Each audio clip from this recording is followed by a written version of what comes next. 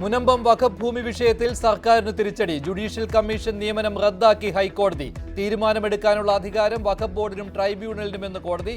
മറുപടി പറയേണ്ടത് സർക്കാരെന്ന് justice CN Ramachandran Nair.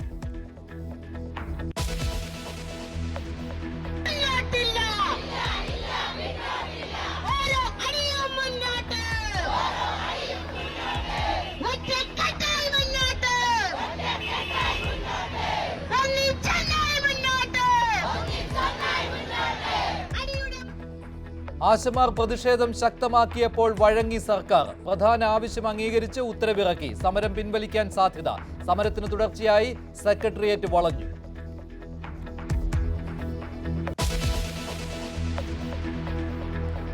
മയക്കുമരുന്ന് കേസിൽ കൂടുതലും മുസ്ലിങ്ങളെന്ന നിലപാടിൽ ഉറച്ച് KT ജലീൽ. മുസ്ലിം പേരുള്ള പ്രതികളിൽ 99% മദ്രസ പഠനം നേടിയവരെന്നും കണക്കുകൾ സഹിതം വിശദീകരണം. സംഘികളും കൃസംഘികളും ആയുധമാക്കുമെന്ന് കരുതി മറച്ചുവെക്കാനാവില്ലെന്നും ജലീൽ.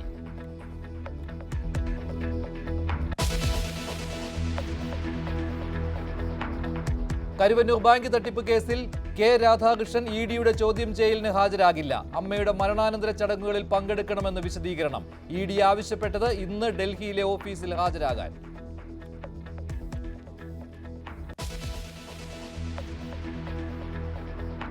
നിർമ്മാണം ഇഴയുന്ന ആലപ്പുഴയിലെ പാലങ്ങൾ സന്ദർശിച്ച് G സുധാകരൻ. പാർട്ടിയോട് ഇടഞ്ഞ മുൻ മരാമത്ത് മന്ത്രിയുടെ നീക്കം പുതിയ രാഷ്ട്രീയ സൂചനയെന്ന് റിപ്പോർട്ട്. തന്റെ സന്ദർശനം ഇടതുപക്ഷത്തിന് തന്നെ ഗുണം ചെയ്യുമെന്ന് സുധാകരന്റെ പ്രതികരണം.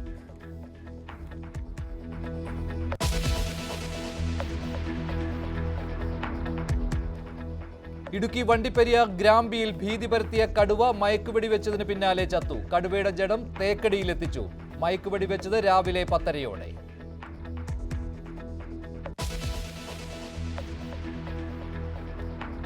എറണാകുളം പനമ്പുകാട് വീട്ടമ്മയ്ക്ക് നേരെ ഗുണ്ട ആക്രമണം. ഭർത്താവുമൊത്ത് രാത്രി വീട്ടിലേക്ക് വരുമ്പോൾ കമ്പിവടിക്ക് തലക്കടിച്ചു.